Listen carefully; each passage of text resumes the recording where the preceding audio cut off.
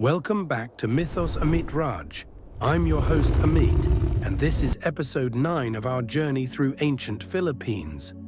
In previous episode, we explored the datas, the leaders who guided these ancient communities. But today we're zooming out to look at the entire system. What exactly was a barangay? How did these independent city-states actually function? How were laws made? How were conflicts resolved? And most importantly, how did this decentralized system create one of Southeast Asia's most resilient civilizations? This is the story of the barangay, the foundation of ancient Filipino society. Hey history lovers! Quick favor before we start. If you enjoyed today's video, please help me reach 5,000 likes and don't forget to subscribe for more amazing historical stories. Picture this. It's the year 1400. You're living in a coastal barangay somewhere in the Visayas. Your community has maybe 100 to 500 people. Everyone knows everyone. There's no king ruling from a distant capital. There's no massive empire imposing laws from above. Instead, your barangay is completely independent. Your datu leads, but major decisions require community consensus. You have direct say in matters that affect your life. When a neighboring barangay proposes an alliance, your community discusses it openly. When someone commits a crime, the whole community witnesses the judgment. When it's time to build new defenses or clear new farmland, everyone participates in the decision about how much labor is fair. This wasn't primitive chaos. This was sophisticated, decentralized governance. The barangay system allowed thousands of independent communities to thrive across the archipelago for over a millennium. No central authority, no empire. Just networks of autonomous city-states, each governing itself while connecting through trade, marriage, and alliance. Today, we're exploring exactly how this remarkable system worked and why it was so successful for so long. Let's start with the basics. What exactly was a barangay? The word barangay comes from balangay, the boats that brought Austronesian settlers to the Philippines. Each boat carried a kinship group, and when they landed, that group became a community.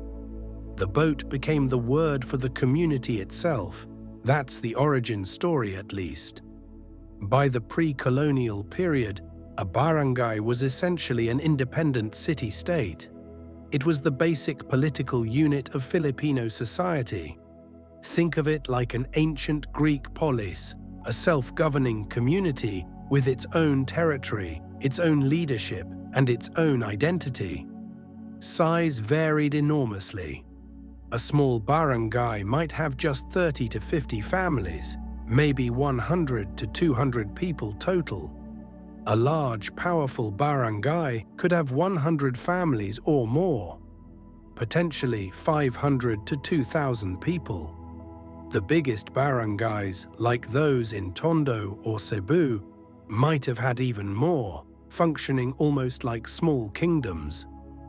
Territory also varied. Coastal barangays controlled stretches of shoreline, fishing grounds, and the waters around them. Inland barangays controlled farmland, forests, and rivers. Mountain barangays controlled upland areas. Each barangay's territory was recognized by its neighbors, though border disputes were common.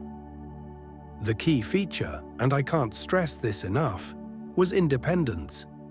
Each barangay was sovereign. Yes, they formed alliances and confederations. Yes, some deities were more powerful than others.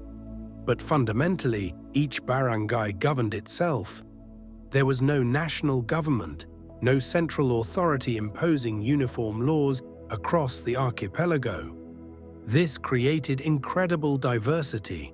Different barangays developed different customs, different legal practices, different economic strategies. A barangay specializing in maritime trade operated very differently from one focused on rice agriculture. A barangay allied with Chinese merchants had different practices than one trading primarily with other Filipino communities. But this diversity existed within common cultural patterns. All barangays shared certain fundamental features: the datu system, the social hierarchy, the kinship networks, the spiritual beliefs. Unity through diversity, you could say. So how were decisions actually made? How did governance work day to day? For routine matters, the datu decided, settling small disputes, organizing regular labor, managing daily administration. This was the datu's domain. People brought their problems to the datu, and the datu rendered judgment based on custom and precedent. But for major decisions, the datu couldn't act alone. Declaring war, forming alliances, major construction projects, changes to important customs, these required broader consensus. The datu would call a gathering of the community's important people. This always included the maharlika, the warrior nobles who had their own land and followers. It often included elders, especially those known for wisdom. It might include wealthy merchants, skilled craftspeople, or respected spiritual leaders. In some barangays, all free men could attend and speak. These gatherings weren't just rubber stamps. Real debate happened. People argued different sides of an issue. The datu listened, weighed opinions, and sought consensus. A wise datu didn't force decisions that lacked broad support. That was a path to losing followers. Here's what's fascinating. This was essentially democratic, but not in the Western sense. There were no formal votes, no majority rule. Instead, the goal was consensus. Discussion continued until general agreement emerged, or until it became clear that agreement was impossible. If agreement proved impossible, the datu made the final call, but with the understanding that people who strongly disagreed might leave for another barangay. Remember what we discussed yesterday about the right of departure? That was the ultimate check on datu power, and it shaped how these decisions were made. For minor crimes and disputes, judgment was public. If someone stole from a neighbor, the matter came before the datu with witnesses present. The community saw justice being done. This transparency was crucial. It maintained trust in the system. For matters involving multiple barangays, border disputes, conflicts over fishing rights, arguments about trade agreements, representatives from each barangay would meet. These inter-barangay councils sought peaceful resolution. War was always an option, but negotiation was usually preferred. War was expensive and risky for everyone involved. Now let me ask you, comment below. Do you think this consensus-based system would work in modern societies? Or does it only function in small communities? I'm genuinely curious what you think. Every barangay had its own legal code, passed down orally through generations. These weren't written laws like Roman codes. They were customary laws that everyone learned from childhood.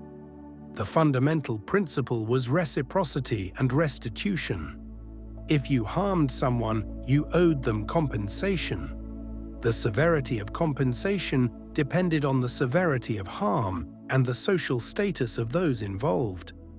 This wasn't about punishment for its own sake. It was about restoring balance and preventing feuds. Let me give you some examples. If you injured someone in a fight, you paid them based on the injury's severity. A minor wound might cost you a few pieces of gold. A serious wound that prevented someone from working might cost you ongoing support payments. If you killed someone, you faced massive compensation to the victim's family, or execution if you couldn't pay. Theft required returning what was stolen plus additional payment as penalty. The amount varied based on what was stolen and from whom. Stealing from a datu was far more serious than stealing from an equal. Adultery cases were complex and depended heavily on social status and circumstances. Generally, the offending man paid compensation to the wronged husband, but the amounts varied enormously. In some cases, if caught in the act, the husband could kill both offenders without penalty.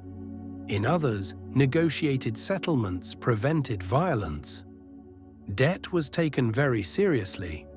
If you couldn't repay a debt, you might become the creditor's dependent or even slave until the debt was worked off. This sounds harsh, but it reflected the importance of keeping your word in a society based on personal relationships and trust. Property disputes were common, especially over land boundaries and fishing rights. The datu examined evidence, witness testimony, past usage patterns, agreements between families. The goal was finding a fair solution that both parties could accept. False accusations were punished. If you accused someone of a crime and couldn't prove it, you faced the penalty that the accused would have faced. This discouraged frivolous accusations and protected innocent people. Importantly, justice was scaled by social status. Harming a datu required far greater compensation than harming a commoner. Harming a slave required minimal compensation. This sounds unfair by modern standards, and it was unequal. But within the context of a hierarchical society, it created predictable rules that everyone understood. What happens when someone refused to accept judgment or couldn't pay compensation? This is where things got complicated. The wronged party might seize property, take dependents, or even kill the offender in extreme cases. Blood feuds between families were a real danger, which is why datus worked hard to ensure their judgments were seen as fair. The barangay was also an economic unit. Let me explain how the economy actually worked at this local level. Most people were farmers, fishermen, or both. The barangay's territory included farmland, fishing grounds, and forests. Families had use rights to specific plots of land, which they could pass to their children. This wasn't private property in the modern sense. It was more like hereditary stewardship with obligations to the community. Community labor was essential for major projects, building irrigation systems, clearing forests for new fields, constructing defenses, repairing boats and houses. These required coordination. The datu organized this labor, and everyone contributed according to their status. Maharlika might lead work parties rather than doing manual labor themselves, but they were still expected to participate. Trade was vital. Barangays weren't self-sufficient. Coastal communities needed rice from inland farmers.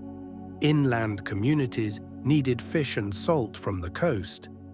Mountain communities provided forest products, minerals, and different crops. This created trade networks between barangays. Markets existed where multiple barangays met to exchange goods. These weren't daily affairs in small barangays, maybe weekly or monthly gatherings where people from several communities came together. Larger barangays might have more regular market days. The datu took tribute from economic activity. A portion of each harvest, a share of fishing catches, fees from traders passing through barangay territory. This tribute supported the datu's household, funded community projects, and provided aid during hardships. Craft specialization existed. Some families were known for boat building, others for weaving, others for metalwork or pottery. These skills passed from parents to children. A barangay with skilled craftspeople could trade their specialized goods for things they needed. Remember the gold we talked about in episode 4? That wealth flowed through the barangay system. Successful trading barangays accumulated gold, which their datus used to demonstrate power and generosity. Hosting magnificent feasts, giving lavish gifts, wearing impressive gold jewelry, this displayed a barangay's prosperity. Neighboring barangays might have formal trade agreements. Your barangay's boats could fish in their waters. Your merchants could trade in their markets. In exchange, their people had similar rights in your territory. These reciprocal agreements created stable economic relationships. Economic success attracted people. A prosperous barangay with good farmland, successful fishing, and active trade would grow as people moved there seeking opportunities. Economic failure had the opposite effect. People would leave for better situations elsewhere. Every barangay had to be ready for war. This wasn't optional. Raiders could attack at any time, and disputes with neighbors could escalate to violence. Defense was a community responsibility. Every able-bodied man was a potential warrior. Boys learned weapons skills from childhood. By adolescence, they were training seriously. By adulthood, they were ready to fight if needed. The Maharlika formed the military elite. These warrior nobles had the best weapons, the most training, and the most battle experience. They led in combat and were expected to be the fiercest fighters. This was how they maintained their status, through proven bravery. Barangays built defenses, wooden palisades around settlements, watchtowers to spot approaching raiders, strategic positioning on hills or behind rivers. Coastal barangays had boats ready for quick pursuit or escape. Alliances were crucial for military strength. A small barangay alone was vulnerable, but several barangays allied together could field a formidable force. These alliances were formed through marriage between Datu families, formal agreements, and demonstrated mutual support. Warfare followed certain customs, though these varied by region. Raiding was common, quick strikes to capture slaves, loot goods, or prove courage. More serious wars might involve battles between massed forces, sieges of fortified settlements, or campaigns to conquer territory. Defeated barangays faced various fates. Some were conquered and absorbed, their people becoming part of the victorious barangay. Others negotiated peace by paying tribute. Sometimes the losing Datu was killed and replaced by the victor or one of the victor's relatives. Military success enhanced a barangay's reputation and attracted followers. Stories of victories spread through oral tradition. Warriors earned respect and status. Datus who led successful campaigns became feared and admired. But constant warfare was expensive and risky. It disrupted farming and fishing, cost lives, and could lead to devastating defeat. Wise Datus fought when necessary, but preferred diplomacy and alliance when possible. Here's another question for you. Drop a comment. Do you think the constant military readiness made these societies stronger or more unstable? What are the costs and benefits of a warrior culture? So why did this decentralized system work so well for so long? What made the barangay such a resilient form of organization? First, it was adaptable. Each barangay could adjust to its local environment and circumstances. Coastal and inland barangays developed different strategies. There was no one-size-fits-all approach, imposed from above. This flexibility was a strength. Second, it was accountable. Leaders faced direct consequences for failure. In a small community where everyone knows everyone, you can't hide incompetence or corruption. Bad leaders were quickly exposed and replaced. Third, it promoted innovation. Successful practices in one barangay could be observed and adopted by others. Trade and intermarriage spread new ideas, new technologies, new crops, new techniques. Good ideas flourished, bad ideas died out. Fourth, it distributed risk. No single point of failure could destroy the entire civilization. If one barangay collapsed from disease, war, or natural disaster, neighboring barangays continued. The system as a whole was remarkably resilient. Fifth, it matched the geography. The Philippines is 7,000 islands with mountains, rivers, and challenging terrain. Centralized control would have been extremely difficult with ancient technology. The barangay system worked with the geography rather than against it. The system wasn't perfect. Inter-barangay warfare was frequent. Lack of unity made the islands vulnerable to outside conquest. When the Spanish arrived with centralized military organization and superior weapons, they gradually conquered the divided barangays. But for over 1,000 years, this system allowed millions of Filipinos to thrive. It created prosperous trade networks, rich cultural traditions, and resilient communities. It proved that decentralized governance can work at scale, given the right conditions. Modern political science often assumes centralized states are more advanced than decentralized systems. The barangay challenges this assumption. Sometimes distributed networks are more adaptive and resilient than hierarchical empires. In episode 10, we're diving into something intense: ancient Filipino warfare, the weapons, the tactics, the warrior culture, and the battles that shaped this civilization. We'll explore why these warriors were so feared throughout Southeast Asia. Trust me, you don't want to miss this one. I'm your host Amit. This is Mythos Amit Raj, and remember, sometimes the strongest systems aren't built on central control, but on distributed networks of empowered communities. If this deep dive into ancient governance fascinated you, smash that like button. Subscribe to Mythos Amit Raj. We're exploring all 30 episodes of ancient Philippines. Hit the notification bell so you catch tomorrow's episode on warfare. Drop a comment. We asked two big questions today. Could consensus-based governance work in modern societies? And does constant military readiness make societies stronger or less stable? I love hearing your perspectives on these questions.